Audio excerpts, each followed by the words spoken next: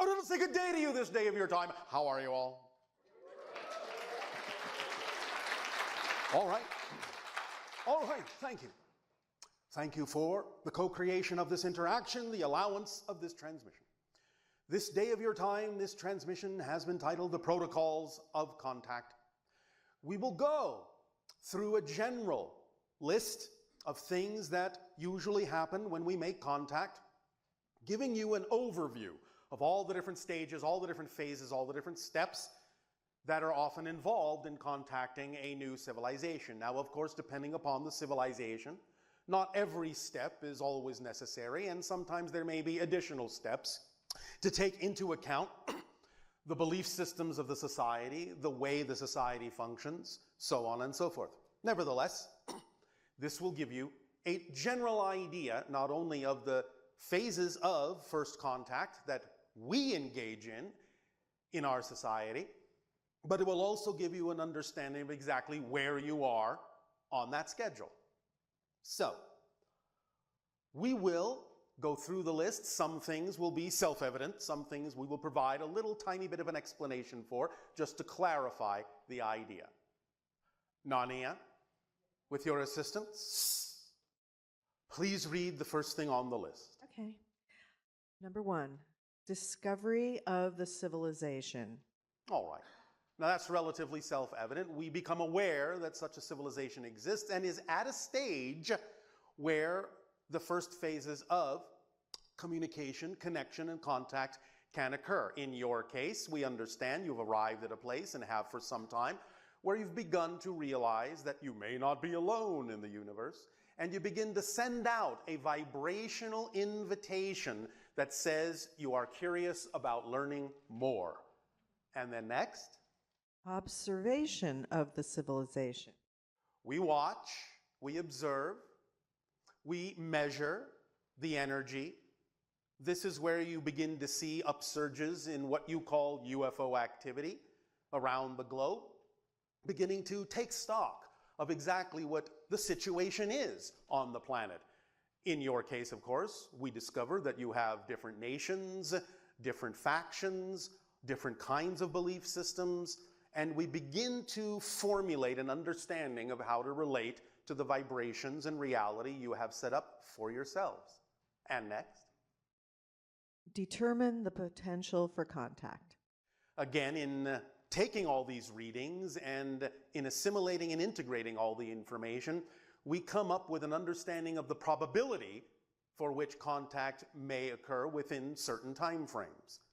And next? If contact potential is high, choose a life or connection in the civilization. So as we have said, the channel in your linear framework is one of our past lives. We almost always choose a life in the civilization that is ultimately going to be contacted, so that we can, through experience, understand the civilization more deeply, and then be capable of drawing upon that with the future self of that being, which in this case is me. So the idea is also that because we do this, it gives us an ability to understand the references, the idioms, the culture, and allows us to be more relatable, and you more relatable to us. Without this process, without this step, things would take a little longer, because we would be literally too alien to each other, because our society in many ways is very different than yours. And even the small amount of what we have described our society to be is a tiny percentage of the way we actually function. Much of what goes on in our world, in our reality, we haven't even delivered to you yet as information. Nevertheless, we have enough understanding of each other to communicate. Then you want to design the life to provide necessary elements for future contact. Yes, so the past life will then go through a pathway, a process that will give them what they need for the purpose of the future communication. And in this case, in the channel's life, there were certain incidents that occurred that prepared the channel to have the ability to do this when the time was appropriate to begin. Generate sightings and observe reactions and responses. This is always a fun one for us. Because even though there have been observations taking place, and sometimes you may catch a glimpse of the ships that are doing the observation, now the sightings begin in earnest. We allow you to really see the ships. We really watch and observe and understand the reactions that you have within your societal structure about the existence of our ships, and go from there. Calculate the timing for various phases of contact. By then gauging the reaction and responses that we get from all of you by having a slightly closer encounter with our civilization through the viewing of our ships and a few other things and methodologies, we then can begin to see the structure unfold automatically in synchronicity to the general timing as it relates to your society. One of the outcomes of this is the understanding that still remains true at the moment as the highest probability of the window for open contact, which is approximately between your years of 2025 to 2033. That came out of the synchronicity that was the result of the gathering of the information of the reactions and responses to the sightings of our ships. Guide synchronicity to prepare connection with the individual. In other words, now that the life is being lived of the past self, we now create an incident moment. For the channel, this was actually the sighting of our ship on 2 occasions. You will see this played out in the film you will be witnessing later, so that you can see exactly how this occurred. But nevertheless, this was the inciting incident that began to propel the channel to consciously begin to investigate, well, as you often say, what the hell is going on? This is not the way we were told the world was. I need to look deeper into this. Which then led him down the path in a more accelerated way to learn what he needed to learn so that when the time came to do the channeling, he would be better prepared. Initiate connection with connection individual. So then in the channel through synchronicity, being guided to go into a channeling class and learn the idea of channeling, not even knowing he was going to become a channel consciously at that point, then the telepathic connection that occurred in that class was the beginning of the real communication, the conscious communication with the channel to allow him to decide for himself whether or not to continue on that path. And so, disseminate information over time. As you are seeing now, that we have done with all of you, bringing through ideas and information into your society to see what you do with it. Observe reactions and responses to information. To see what you do with it. And this means to watch whether or not you are capable of remaining within alignment of your own energy and within integrity in your own society in the understanding, application, and utilization of the information. This will tell us a lot about how you will in the future react to more information and whether you're actually ready for it. Initiate higher level communication with the connection individual. This means that a blending begins if the individual, that is the past self, is starting to really open up to the idea and understanding of the connection that exists between us in the nonlinear sense now, not the linear sense of saying, all right, that's my future self, this is the past self, but in the nonlinear sense of understanding higher dimensional perspectives of this connection. For example, the idea that from a higher perspective, we are one and the same soul, one and the same being expressing itself in what you would call 2 different parallel reality time frames simultaneously. Once the channel begins to grasp the idea, once the downloads to the channel begin to filter into his consciousness system, and he starts beginning to view things more 3-dimensionally, 4th-dimensionally, 5th-dimensionally in the way that we do, then there can be a heightened degree of acceleration of the kind of information that can be delivered through that connection individual. Choose additional individuals to disseminate the information. Thank you, Tadeo. Generate additional sightings to observe any changes in responses. So again, in phase 2 of the sightings, you will find the idea of such things then as the Phoenix lights and all sorts of things that stand out in a very, very powerful way to see again, what does the society do with this? What do individuals do with this? Many individuals began to become very accelerated after that kind of a sighting, although we also notice that the society at large doesn't seem to want to talk about things like that still.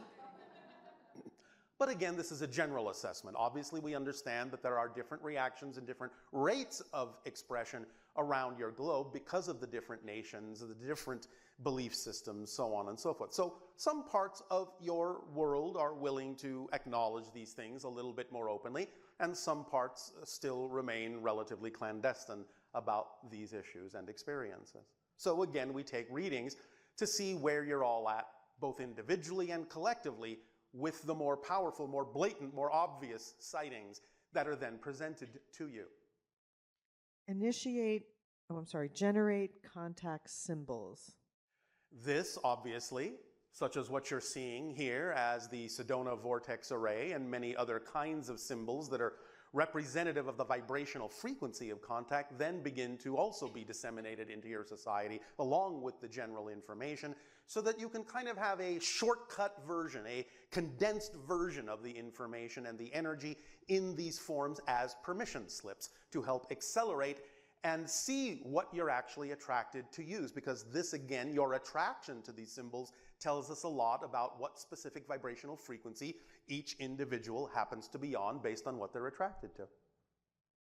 Initiate phase-shifted contacts when and where appropriate.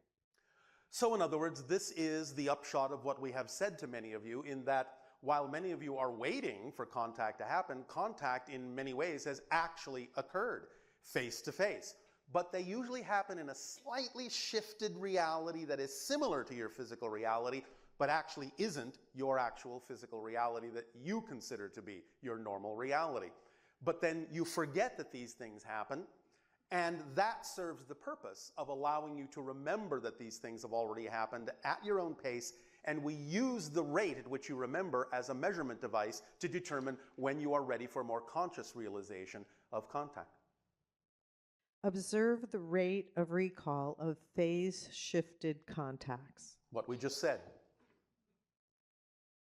Reassess and disseminate potential timing for open contact. And again, the window at the moment remains the same, although there may be certain small bubble windows here and there around the world that can be somewhat accelerated to the general window we have given you, depending upon other things that may happen in your society, for example, such as your own discovery that life might exist somewhere off your planet. Whether that means an intelligent civilization or not is not the issue.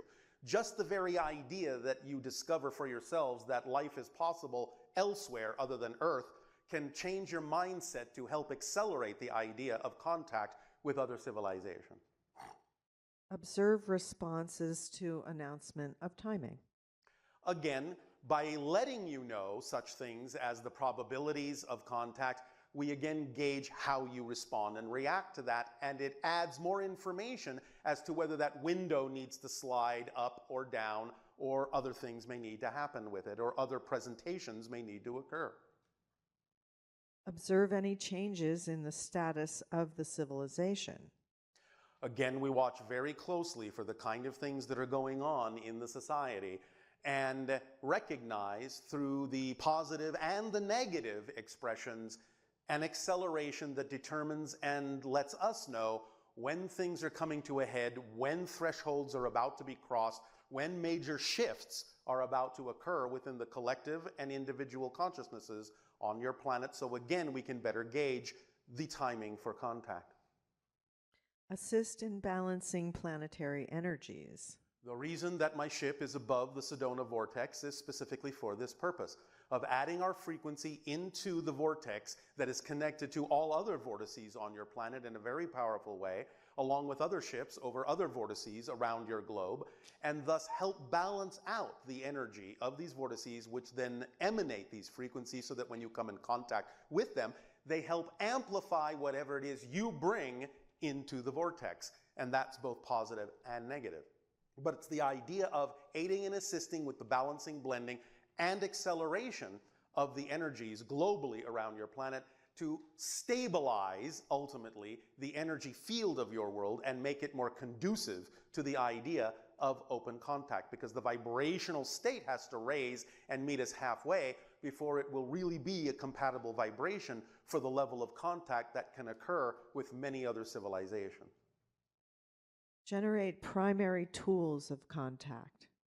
Again, similar to the idea of the symbols, there are certain things that, depending on the society, then have to happen. So in some societies, as for example is being done now, there are tools of contact that help accelerate the process, such as the documentary you are about to see. This is actually a tool of contact and will have an effect depending upon your responses and reactions to it and the responses and reactions of others around the world. Other civilizations on other worlds may require other kinds of societal cultural expressions, either something like a book or a play or some other form of information or creative expression that will allow them to engage with that tool in a way that will best serve that society to help accelerate the probability of contact. Initiate filtering of non-compatible states. This is what we talked about the idea of the splitting prism or the train station where the tracks are going off in different directions, and to make sure that you are aligned harmoniously with the train you want to be on, because it will be more and more challenging to jump the train in the future because the tracks are getting farther and farther apart. In other words, all the frequencies are starting to, in a sense, refine themselves into different streams that are representative of very specific realities. And ultimately, even though you may be able to experience many different kinds of things going on in your reality now, or at very least observe many different kinds of things, including things that are not necessarily vibrationally compatible with your preference, in the future, it will be more and more challenging to witness or experience anything that has nothing to do with whatever vibrational track you chose to be on. So this is simply an encouragement to make sure you're on the correct track, on the correct train that is most harmoniously aligned with your true self. Become the prime mentor of the contact program. As we have recently said, my father held the position of the head of the First Contact Council, which has now fallen to me. Because in the idea of being the first contact specialist and the representative to your planet at this time that is primary from my civilization, it has now fallen to me to be in charge of the rest of the program. You're doing a good job. Why, thank you. So are you. Introduce the Contact Council to the civilization. That's coming up, although you've had a brief glimpse, when my father did in fact communicate through the channel to your civilization relatively recently. But this is the phase you're at now. This is where you fall on that schedule of first contact protocols. You are about to, in the near future, be introduced more clearly to the actual entire First Contact Council, because now that you've arrived at this point, you have to know who they are, and they have to know who you are. Ooh. Accelerate sightings and awareness of life beyond the civilization. So again, these things are coming up. You're not in this phase yet, but it's approaching sometime within the next few years. Observe responses. Yet again.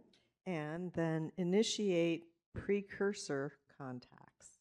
We will be talking in more detail about the precursors in an upcoming transmission from your New York area.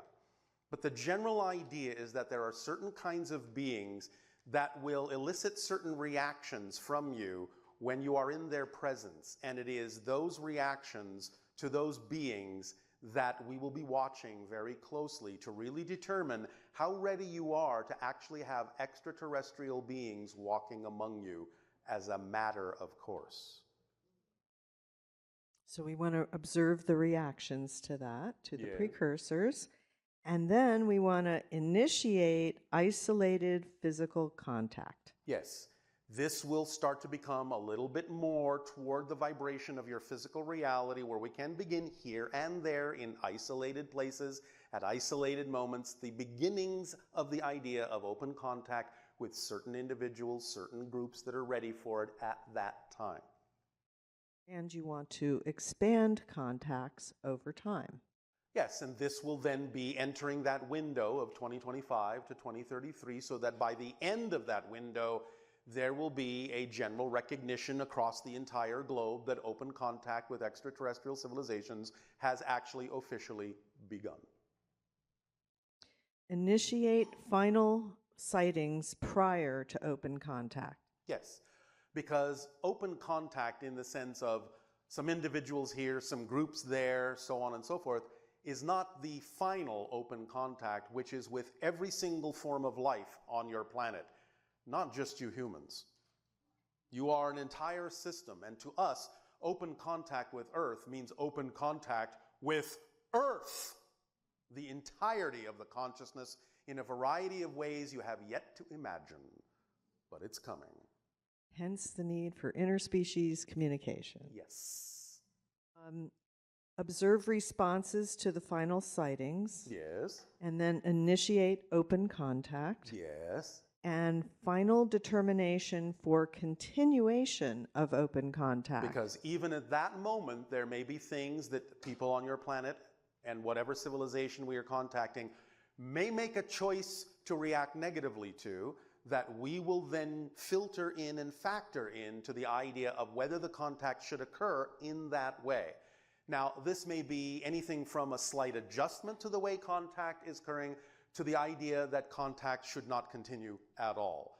You will fall somewhere within that spectrum, and at that moment, based on true open contact, that will be determined according to what is truly best for the society and the civilization.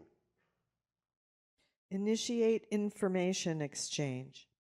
One of the informational exchanges, as we have recently said, that you would be given in open contact will be the delivery of your entire true history, filling in all the gaps that now exist in your understanding of your so-called past. Such things as true information about Atlantis, true information about your beginnings, true information about other civilizations that have come and gone on your planet, and many other things that you don't actually have recorded in your history right now for a variety of reasons. Initiate any special procedures. This will be determined at the time as to what any special procedures might need to be, because that will really be the true beginning of the incorporation and enlistment of your civilization into the interstellar alliance. And we will see what needs to happen for your civilization to allow such a transition to operate as smoothly as possible at that time, whatever your special needs may be at that moment. Prepare the civilization for interstellar alliance membership. As we said, this will include many different phases unto itself in going through the idea of becoming a full-fledged member of the Interstellar Alliance, if that's what you wish, which hasn't yet really been fully determined. And you want to train civilization to discover other civilizations. Yes, as we have often said, there are other civilizations that are somewhat around the same basic level that you are, and many of them have, in some sense, been left alone because you will become their UFOs. You will be making first contact with them, and we have left them open as your training ground to follow in our footsteps. Amazing. Guide civilization's initial contacts with other civilizations. Yes, we will be there to mentor you and guide you along the way so that you will not inadvertently blow up any planets. Just kidding, we think.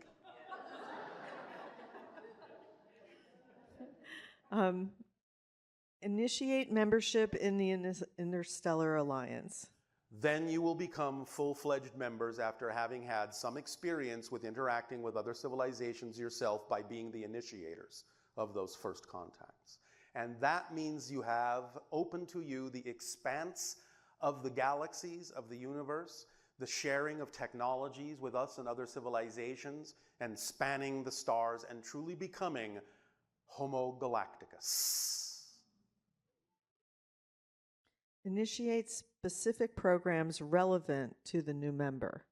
Yes, you have your strengths, and therefore many different kinds of programs from your membership in the Interstellar Alliance will take advantage of what it is you bring to the Interstellar Alliance that is unique to you.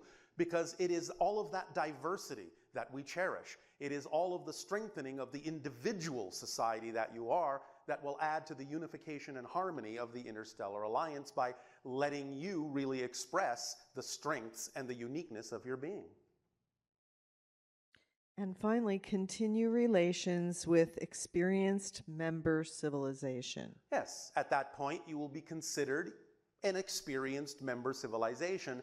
And there are many, many, many things, many opportunities, many different kinds of experiences that then can be opened up to an experienced member civilization that, again, right now, may be far beyond what you imagine membership would actually be. But you'll be able to explore at that time many different kinds of things that go beyond any of the so-called science fiction scenarios you've gotten used to about what it means to actually be a member of an alliance. It goes way beyond that. And goes way deeper inside your consciousness than you may know. And so then. And so I did have a question. Yes? When you mentioned about the final determination for continuation of open contact, or even earlier, isn't Yes. there another time where it's assessed whether or not a civilization will go forward with contact or not? Yes, but we always, at the later time, offer the opportunity for the civilization to make a final assessment. And once you shared about the percentages of civilizations that actually go beyond that stage, Yes. what was that? The idea in general is that, let's say, on average, about 75% of the civilizations we have contacted will actually opt to continue for membership, but some don't. What are some of the reasons that they don't? They may find that in their own estimate, once they have become unified enough because of the contact, because they're now looking at things very differently, they may find that they've decided that they are going to create a unique and different destiny for themselves. And we will certainly allow them to do so and go off and find out whatever they need to find out on their own without necessarily becoming a member. In other words, it doesn't mean that they won't necessarily interact with us. They just won't necessarily be acting as an official member of the Alliance. They would be acting more as an independent stellar nation. Okay, great. That would be Thank you. one reason. There are many others, but that would be one. Does that help? I think it does. All Does right. it Does help that everybody clarify else? things? All right. Now you know where you are in the program. You can now take a pin and go, you are here. And here is the upcoming calendar of things that are coming up in the future. So it gives you some sense now, and this is actually an important exercise. It gives you some sense of how far you've come, because you're not that far from the end of the list in general. And therefore you can see that you're progressing in the context of this idea, and you can see that there really isn't that much yet remaining for you to really accelerate forward into the idea of expanding in the way that we have just described. So we thank you for being willing to move forward in this way up to this point with us and other civilizations, because again, you are family. And the idea of reawakening family members so they can rejoin the family and welcoming them home is of great joy to us. So thank you. Then in return for that gift that you are now giving to us, we ask, in what way may we continue to be of service to you? Please begin with your questions and dialogue if you wish.